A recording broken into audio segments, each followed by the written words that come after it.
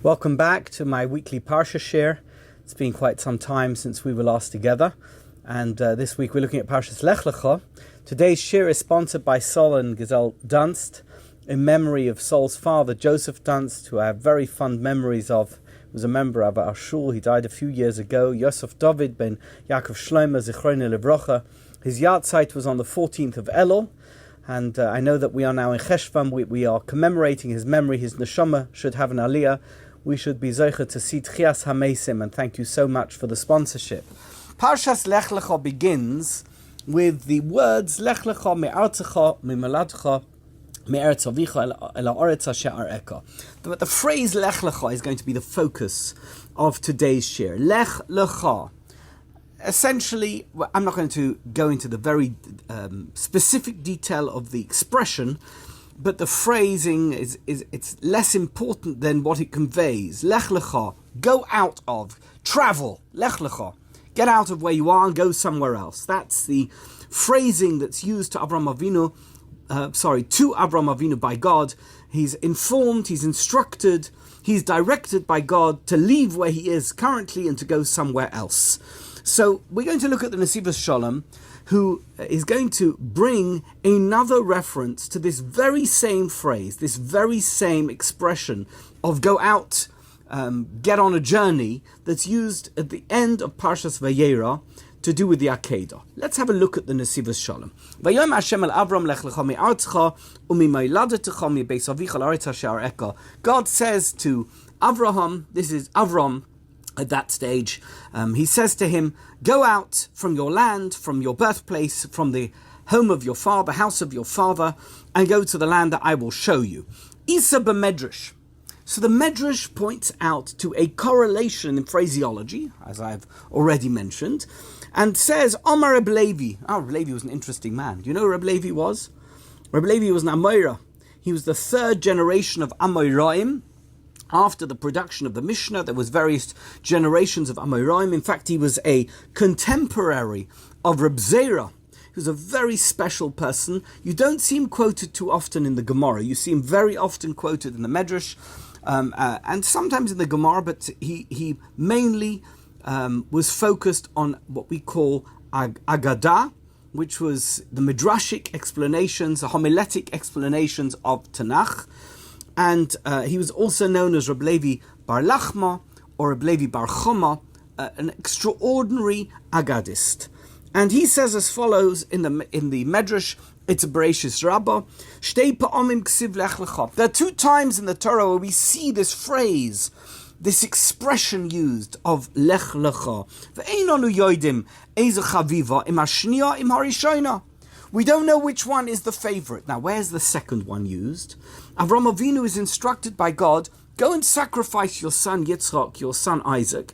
Bring him to the binding, to the Akedah, and sacrifice him to me as a korban oila, as a burnt offering. Oh, wow. So the first time it's used is here. Very often, most people agree that this was the first test of Avraham Avinu, the test where he is instructed to leave his comfort zone and go to a new place. The final test of Avraham Avinu, everybody agrees, is the Akedah, where he's asked to sacrifice his son. We have here a literary connection. It's almost like a sandwich. The first time he is tested, he's told Lech Lecha, and the last time he is tested, he's also told Lech Lecha. Says Rabbi Levi in the Midrash, puzzled a little bit.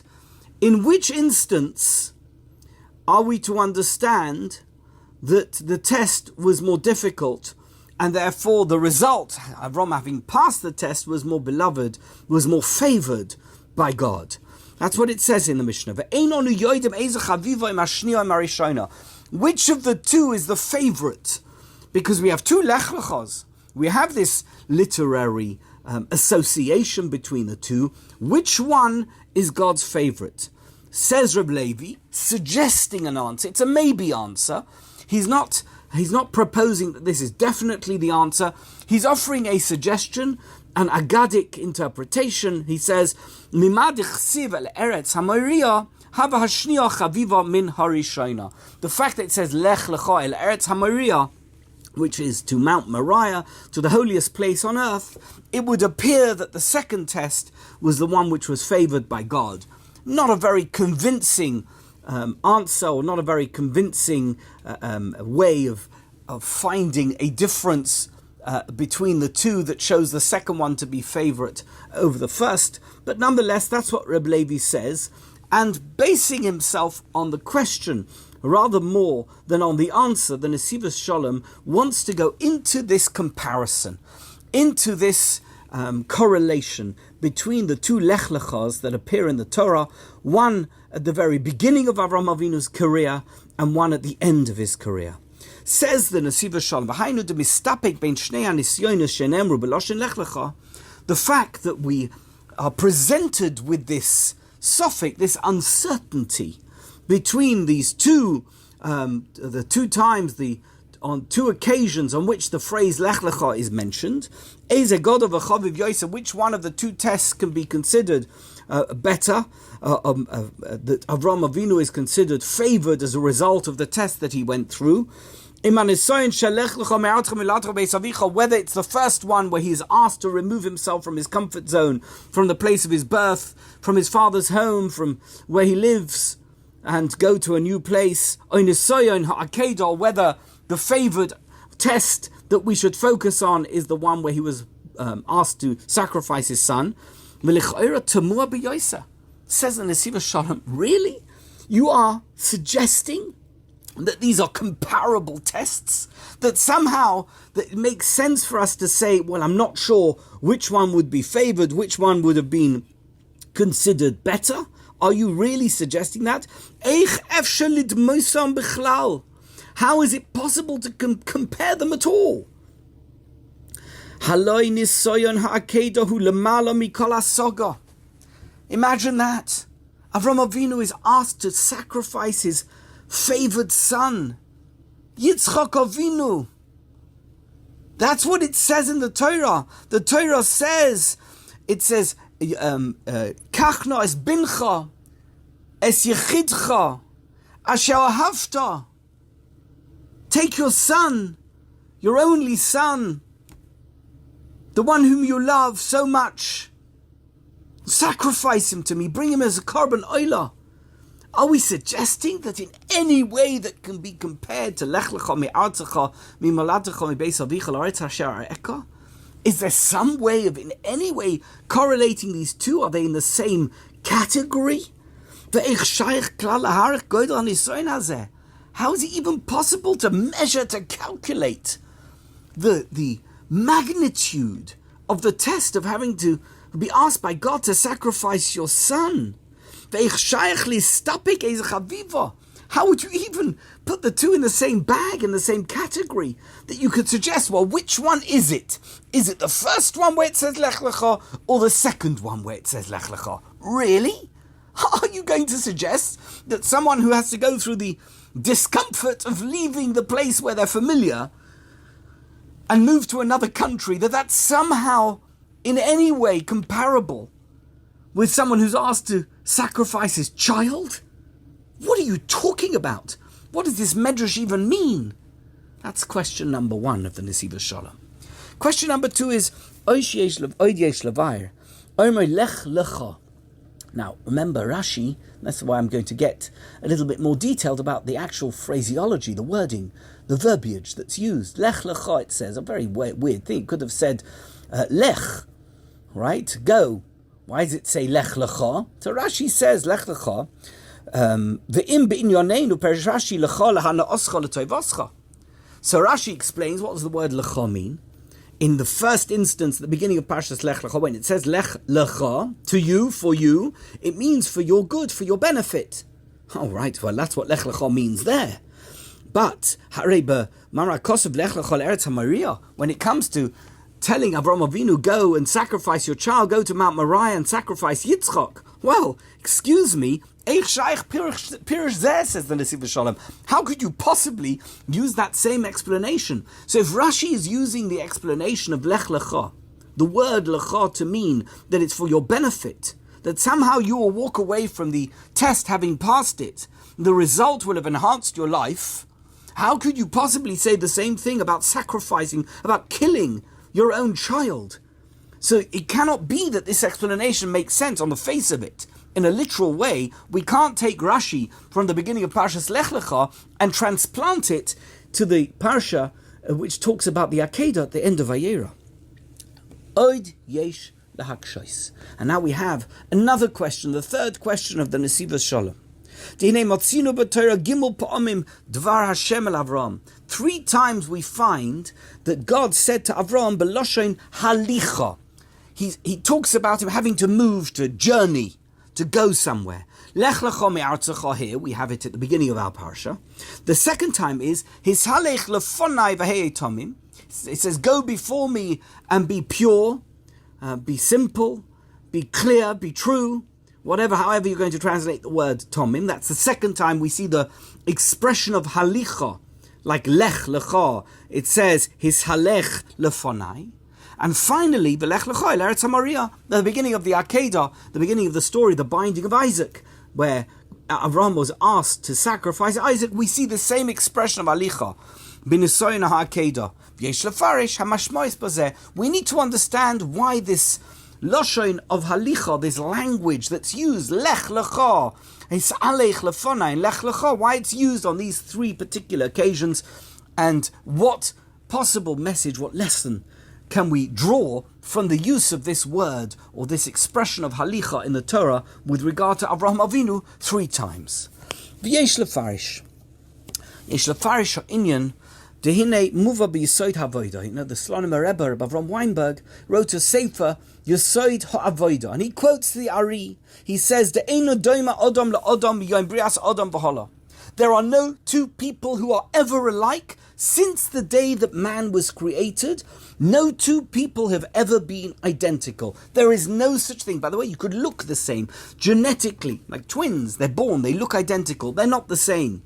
There's no such thing as 2 people who are utterly identical. You could have identical ants, you can have identical animals, you can have identical flowers, but no 2 human beings have ever been identical since the day of creation.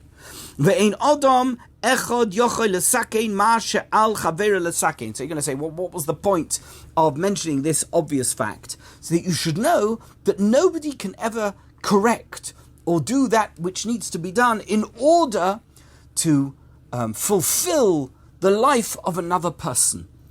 The only person who take care of the needs of the person's spiritual, material, whatever it may be, that can actually do the things that need to be done for that person in their totality is the person themselves. You must rely on yourself. Why is that? Because nobody else actually really knows 100% what it is you need. The only person who really knows you is you. I mean, sometimes we may obscure it, we may live in denial, we may need help to understand ourselves, but ultimately, you can ask this of any therapist, the only way that you can be helped at the end to really get the message home, you've got to give the message to yourself. You've got to believe in it yourself. You've got to understand yourself and take the necessary measures in order to correct that which needs correcting. That's because each person has his individual designation, the tafkidoi, and his purpose. And these things are the things that he needs to be masakin in his life. All the things that are personal to you, that are unique to you, are the things that you need to deal with in your life. And this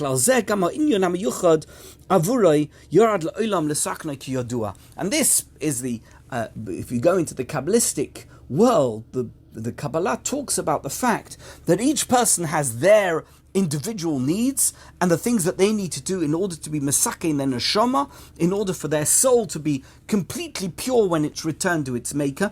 And all the tools, the full toolbox of all the things you need are provided to you from Shamayim uniquely for you. Now you may have to go and find them. They may not necessarily be on your doorstep. They may not be available to you at every moment in your life. Sometimes those things are available and sometimes not, and you may need to go out and find them, or you may need to wait until they become available in order to have them. But you should know that all those tools have been uniquely prepared for you and are available to you as and when you need them in order to be mesaken your neshama. HaKadosh Baruch Hu mamid lekol echad es kol ha-nesivos v'atanoim sheyuchal al yodom lesaken es Hashem mitafkidoi lesaken.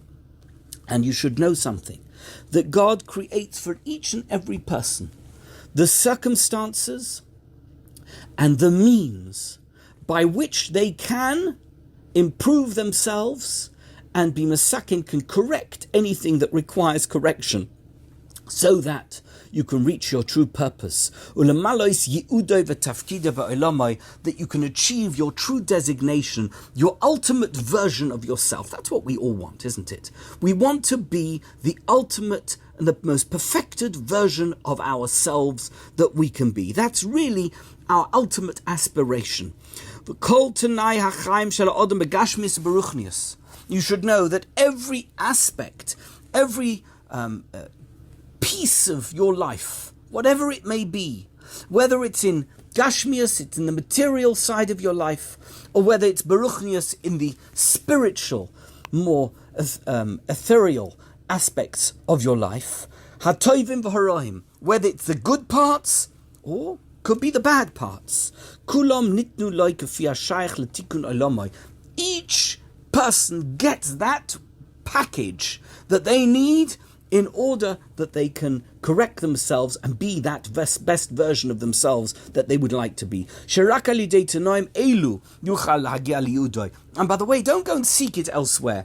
Don't think, oh, that person has it and I don't, but if I had what that person had, I could do the things that I needed to do in order to be the best version of myself. No. You have it. And by thinking that you need to get it from someone else, or that if you had someone else's personality, or if you had someone else's circumstances, somehow you would be perfect, but it's only because you're in the circumstances you're in that you are the way you are, that is a wrong-headed thinking. Because you have everything you need. The full range of tools that you require are available to you. You just need to look for them. By the way, you just need to know what they are. Sometimes we imagine that what somebody else has are the tools that we need. But in fact, they're not the tools that we need at all, because we've mistakenly, we've misidentified, we've misdiagnosed the problem, and we think, well, on the basis of that diagnosis, what that person has, or what those people have, if I had that, then I would be in a perfect situation. That's a misdiagnosis.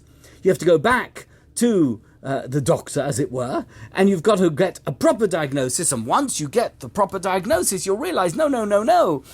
Well, that person has, if I would have it, would be the wrong thing. I've got the thing I need. I've just got to action it. I've just got to put together an action plan based on the tools that I've got, which are perfect, which are the perfect package of tools that I need in order to achieve my ultimate objective.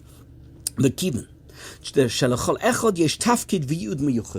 Because every single person has an individual designation, an individual personality. That's why every person has a different life, has a different set of circumstances. Somebody has an easy life. You look at them, you say, well, look at that life is so easy. And then another person, see, well, they've got a really difficult life. Why are they equal? Why has this person got a much easier life than that fellow? What's the reason for that? But that's because their personalities and what's required of them in order to be Masakin the Neshama is completely different. But often kloli, hari gam kafi anira le'inayim yesh lekol odom es yichudo shel mahalech chayav she'ein lahashvois el mahalech chayim shel acherim. And that's why, by the way, we see that everybody has a different way of conducting themselves in life. Some people go through life and behave in one particular way, and other people go through life and behave in another way. Sometimes it can be personality based, sometimes it's choice based, sometimes it's circumstances based, whatever it may be. But you see that people have multiple different ways. There's no put, as the Ari said, quoted by the Yesod HaAvodah, there's no two people who are utterly identical, neither in personality nor in circumstances. And that is deliberate. God created us all deliberately, totally differently.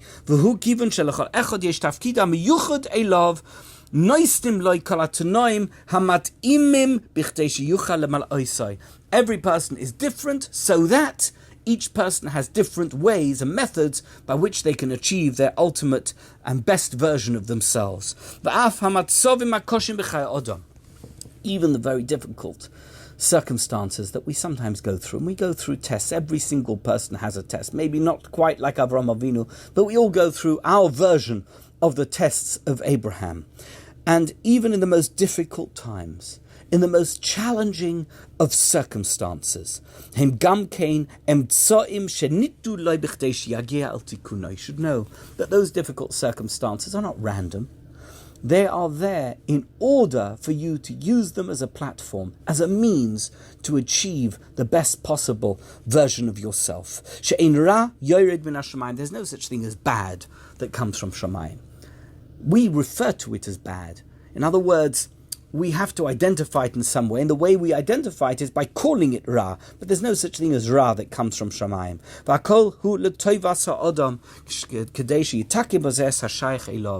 And they are all considered to be for the best of man, of each individual person, of each individual man or woman who lives in this world. They have the things that they need in terms of what happens to them in their life in order to achieve the best version of themselves. And sometimes they may perceive that as bad, but in the end, it's not bad.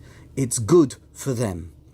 And by the way, it may be bad for other people. If it happened to other people, it would be bad. But it didn't happen to those people. It happened to you so that you could achieve the best version of yourself. Says the Nesivos Sholom.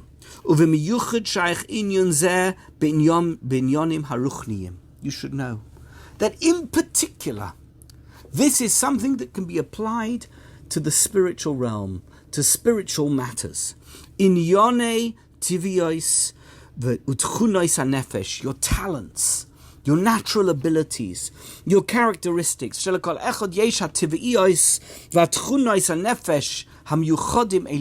person has quite a different balance of characteristics and talents. Some people are very talented musically, but they're not very good at writing.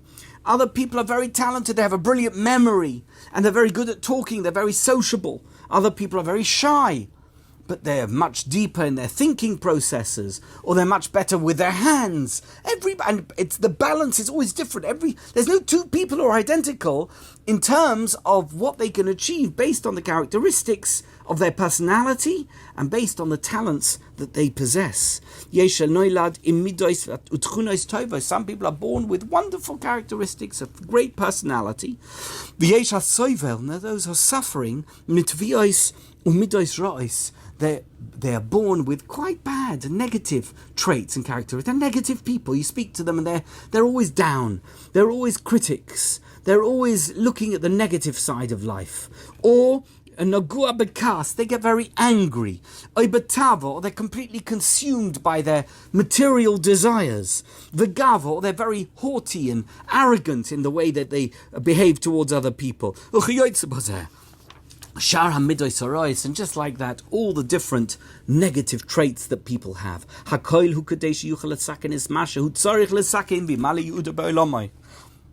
Says the Nesivos Sholom, it's clear to me. Be clear. Be absolutely 100% clear. The reason why people are born with this range of different characteristics, some of them on the negative side of the scale and some of them on the positive, is only in order to use them in combination or as in individual ways as a way of improving yourself and getting to the best version that you can be of yourself. You should know it's not just your good personality traits or your advantages over others that bring you to that place. Even the bad things that you have in your personality. You're an angry person. Well, that means by working on your anger and being a person who's able to overcome your anger, you'll have improved who you are. And you will be a better person. You will be that version of yourself that you need to be.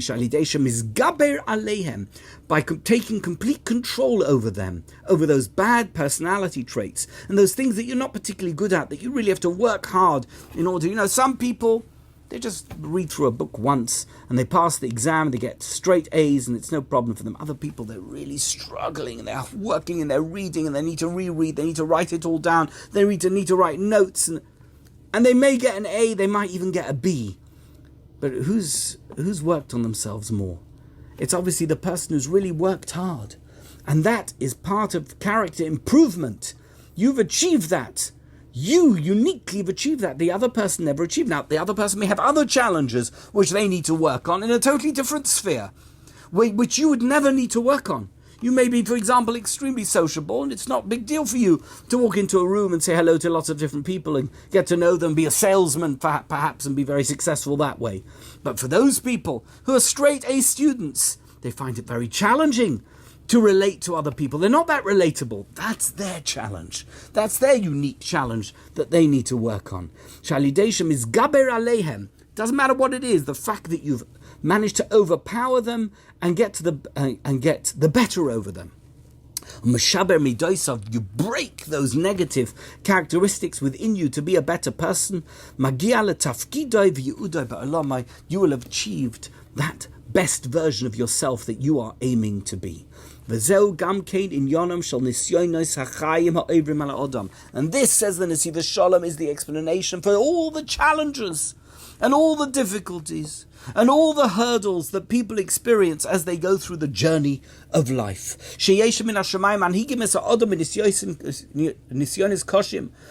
It could be that heaven has directed your life in such a way that you're going to have to go through very difficult and challenging circumstances.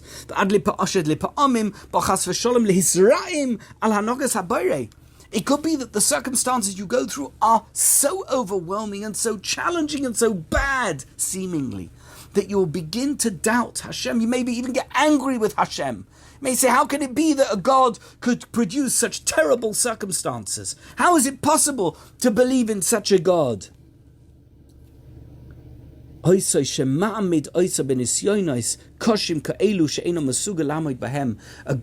that produces such negative circumstances, such horrible situations, that it's almost impossible to withstand. The truth is that every challenging circumstance that a Jew has to go through,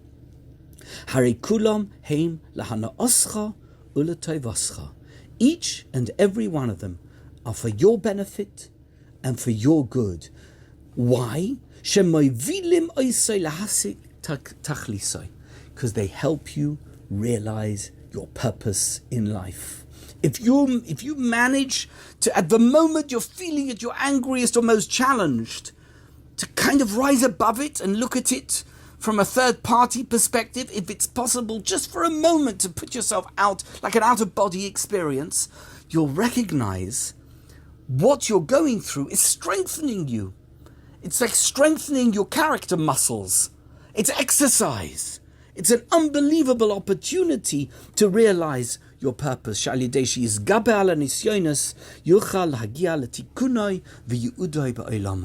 Because having conquered the situation, having been victorious in the midst of whatever challenge you found yourself in, you are able to realize your true potential. And that's what it means when Chazal say, which is very challenging and it's brought down in the Rambam, it's a Gemara in Yuma, Daf Peivav at base. The Gemara says, Heichi Domi Bal Tshuva. How do we explain? What's the phrase Bal Tshuva, somebody who's a penitent? What does it mean? How do we describe that person? Bal Tshuva Gomur. What's a total and utter penitent? Ba'oisai Perek, Ba'oisai Mokam, Ba'oisai Isha. Somebody who, for example, we're talking here about a man who is a philanderer, somebody who couldn't withstand sexual temptation, wasn't able to do it. And he's done tshuva. But how does he know he's a Bal Tshuva Gomor? How does he realize that he's actually done teshuvah properly? Because the tshuva he's done was he put himself in a room and he locked the door and he never looks at anything, he doesn't know anyone, doesn't want to see anything. No, that's not about tshuva gomer. Yes, it's a penitent. It's a certain level. You've achieved a certain victory because you haven't done the Avera again. But do you want to know how you know you're Bal Tshuva Gomer?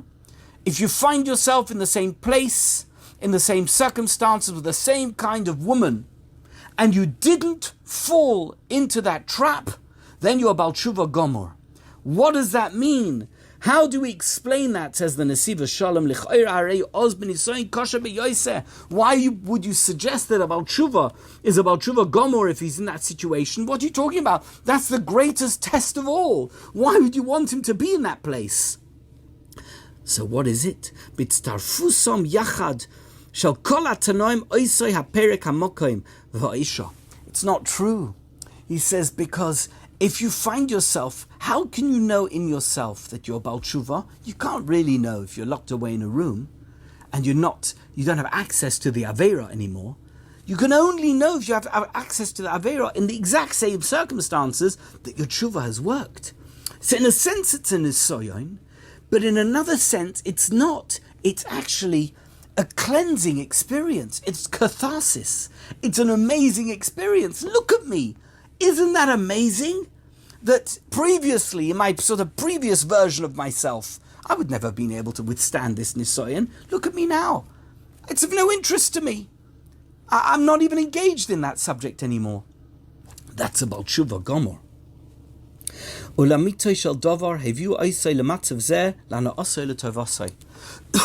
So, if that Nisoyan happens to you, do you know what it really means? It means it's for your good. And it means it's for your benefit. Why? Because you know that you've reached that ultimate version of yourself. There's no greater feeling that a person can have than to know that they are a perfected version of who they once were. They're not that flawed character that they used to be, but now they've perfected themselves. That's lahana osai. That's l'toivosai. She'al yedei she'yamay ben isoyin isaken es ma shepoga.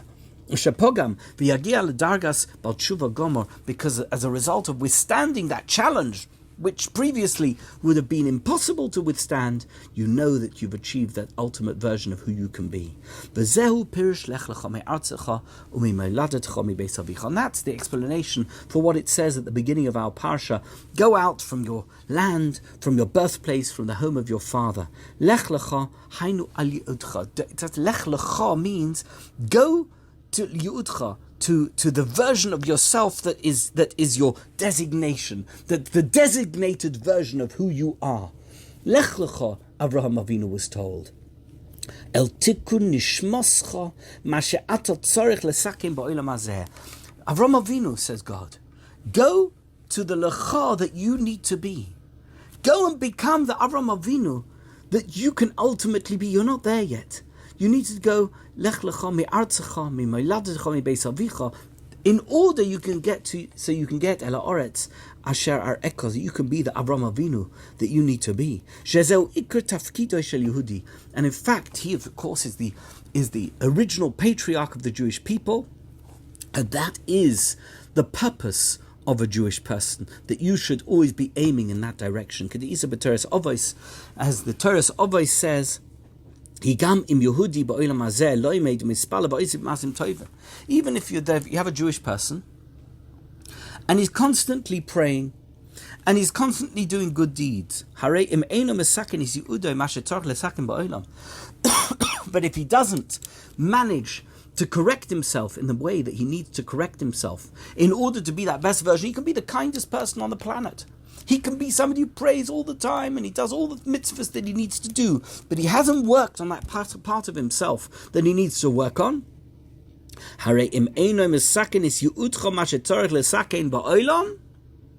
Says the Teres Avos,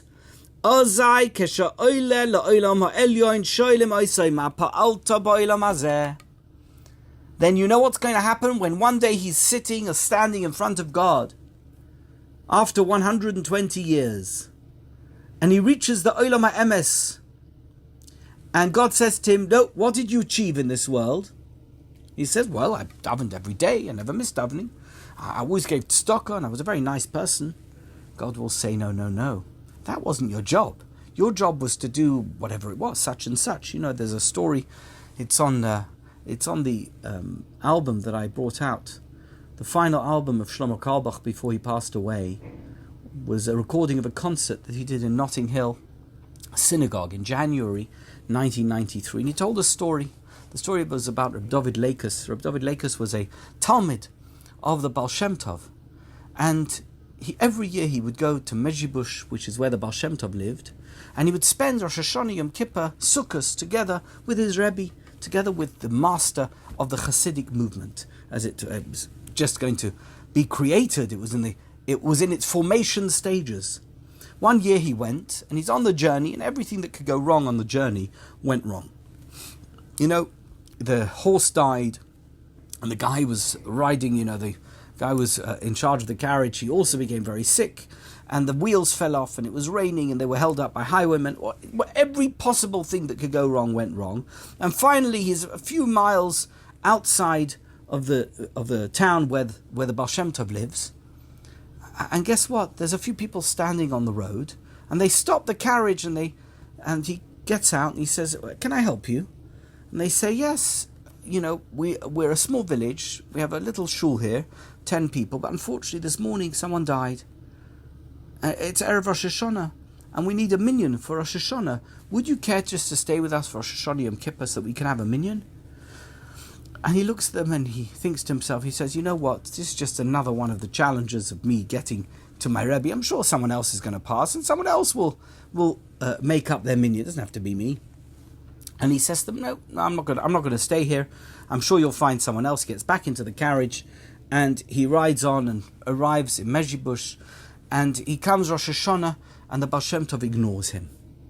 He thinks maybe it's a mistake. He comes the next day, second day of Rosh Hashanah. Baal Shem Tov still ignoring him, won't wish him L'Shana Tovah. He won't look at him in the face. And Natzeres made tshuva, gets to Yom Kippur. The Baal Shem Tov is still not talking to him. Finally, the end of Sukkot, Hoshana Rabbah, he breaks down. He was so upset.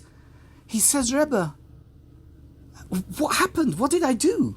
Now, somehow the Baal Shem Tov knew the story about the 9 Jews who had stopped him on the way. And I don't know if it was with Ruach HaKodesh or someone told him the story. And he says to Reb David Lakers, he says, "You fool, don't you realize? You thought that you were doing the right thing by coming to daven with me over Rosh Hashanah Yom Kippur Sukkos. Do you realize you were only born? Your whole purpose in life, the reason why you exist was that you should be the number 10 for that minyan. And you missed your chance. How can I look at you? What a wasted opportunity." That's what the Nesivos Sholom is saying. You think you're doing all the right things. You missed your opportunity. You were never a Lech Lecha mi'artzecha mi'moladecha mi'beis avicha el haaretz hasha'ar eka. You never got to being Avram Avinu. You were so busy protecting yourself that you never realized that you needed to work on parts of yourself that you never even got to. And now it may be too late. Well, hopefully it's never too late. And continues the Nesivos Sholom. Pirush harei lo tikanto es ha'ikar. You may have worked on yourself in all the other aspects of your personality and your character and the things that you need to do and think you need to do. But the main event, the thing that's really going to change you, that's going to bring you to the best version of yourself, you didn't even look at it. Es shahoyo tafkidcha lesakein, shezehoyo yeudcha ba'olam. That part of who you are that was your absolute primary objective, your primary function spiritually for your neshama, you didn't even get to it. You never even bothered. Unbelievable. V'zehu dvar Hashem el Avram, and that's exactly what it means. Dvar Hashem el Avram, that God spoke to Avram Avinu. Lech Lecha, he says, go to Lecha. Pirush lagia el tikun haneshama, go to be mesakein, to correct, to repair your neshama in such a way, ashayach elecha, that's relevant to you, letachlis hamu edes elecha, the part that's going to bring you to the best version of who you can be. You, Avram Avinu, not someone else. And don't do the things that you're doing, they're wonderful things, but they're not getting you to where you need to be. You know what you need to do? You need to get out of your birthplace. You need to get out of your land. You need to get out of your father's house. You've got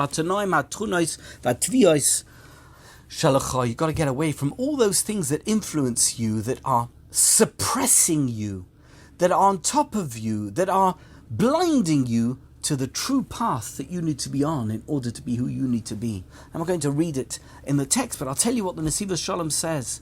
Every single person has 3 things in their life which completely distract them from who they could be, because they're so ensconced in who they are.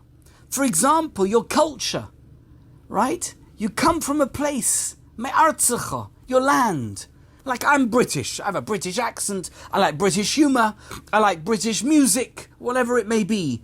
And sometimes you need to move away from that. You need to get away from it in order to be the best person you need to be. And it could be that you're watching this and you're American, you're Israeli, you're Dutch, you're Canadian, you're whatever. And every culture and every country has their particular aspect of their culture that holds you back, that prevents you from breaking free from that in order to be the best person you can be. It can be even within the community, and that's the next level. It could be from the place you were born. You could be born in a particular community. It doesn't matter if it's a Hasidic community, or if it's a modern Orthodox community, or if it's a yeshiva community, or if it's an East Coast community or West Coast community, or if it's a European or Israeli, it doesn't make any difference. That community will have certain aspects of its culture, of its little, smaller culture, not the country culture, but its internal culture, which hold you back, which prevent you from being who you could be. And then you have Beis Avicha. You have your parents' home. And there's lots of different shackles and restrictions based around the home that you come from. Doesn't mean there's not good things. There's wonderful things in your parents' home. There's wonderful things in your family. But there's also parts of your family life which are holding you back, which prevent you from being the best that you can be. Those things which help you be the best that you can be within your family or within your cultural environment, from your country, of course, those things you take with you. You always have them with you. But you need to break free of those aspects of those three things which are holding you back, which are putting the brakes on, which are a barrier, a glass ceiling. Those things need to be abandoned in order to be the best that you can be. And let me tell you something. That's not something you achieve in 5 minutes. Lech Lecha me'artzecha me'yoladcha ve'beis avicha la'aretz asher areka. That's a lifelong journey. That's a journey that's going to take you from your youngest years until your last day on this world. Fascinating. A beautiful explanation as to what it means. Lech Lecha me'artzecha me'yoladcha ve'beis avicha. It's not a one-time test.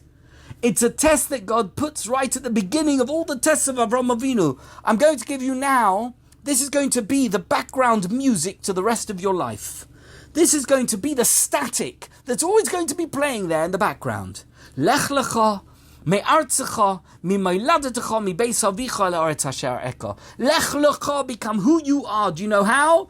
Get out of your country. Get out of your cultural environment. Get out of the things in your family which are holding you back. Make sure you make your way to the place that you need to be the lecha, the you, who you are, who you need to be in order to be masakein your neshama.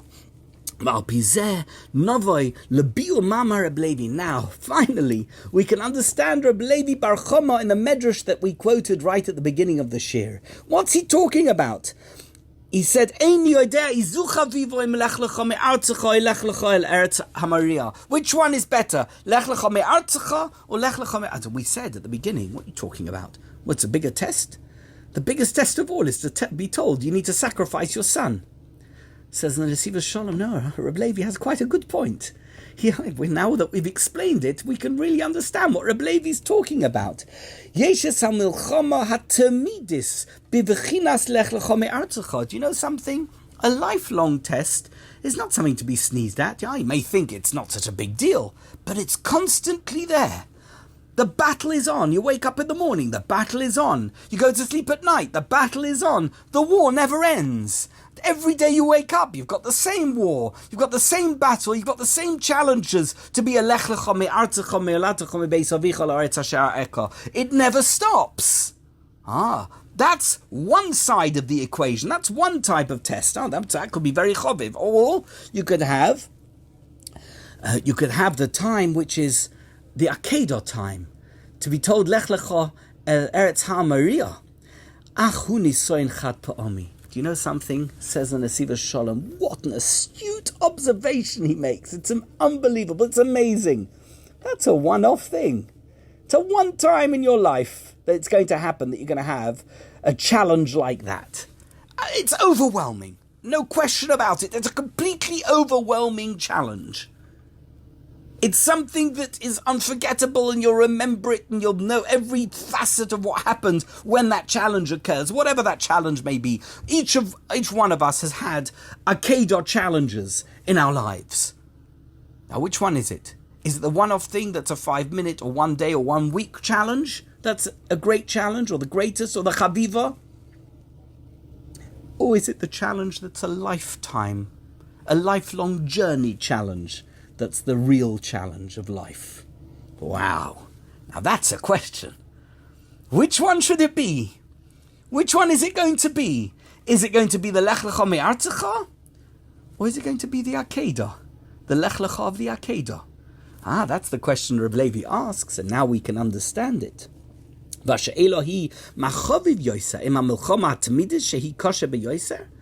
we going to say that, is it better if you withstand the challenge that's ongoing all your life? Is that something which shows great strength of character? Kamamar Chazal, ilmole nagdu lechanani mishol va'azari have pelochin l'tzalma. It's a Gemara. And she'in yonim elu shetodid tzarich lilochim imayim hem bebchinas negaduhu. You need to be a perpetual opponent. You need to be constantly on your guard. You need to have your hand on your gun in the holster at all times, ready to draw, to make sure that you can withstand that challenge. You can't drop your guard for 1 minute. Or, the other side of the equation is the nisoyin of the Akedah, tougher. In and of themselves, they're very short. It may be 1 day, 1 week, a month, whatever it may be. But of course, they're much more challenging because they're much sharper. It's like a volcanic eruption in your life. So which one is it? The constant threat or the one-off challenge that you may have in your life? At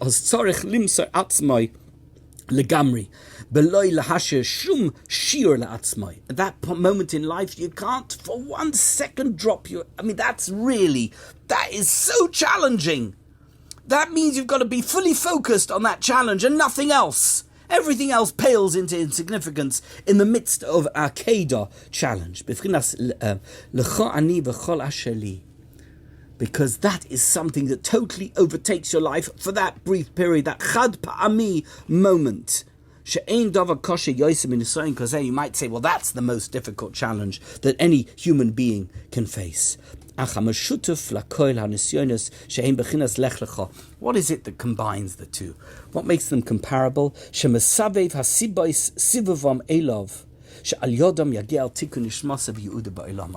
Do you know why there is this literary comparison? Reb Levi gave his answer in the Midrash. It's not really important. The answer is much less important than the question, or in fact, the most important thing about the Midrash is creating this literary association between these two totally different types of nisyonos, because they both have the same objective.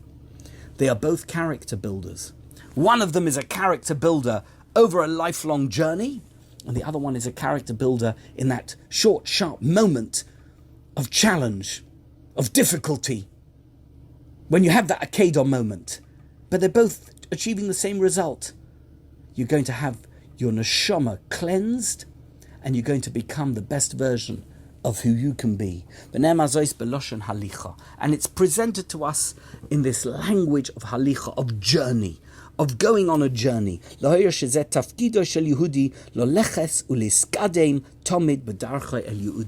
you know why?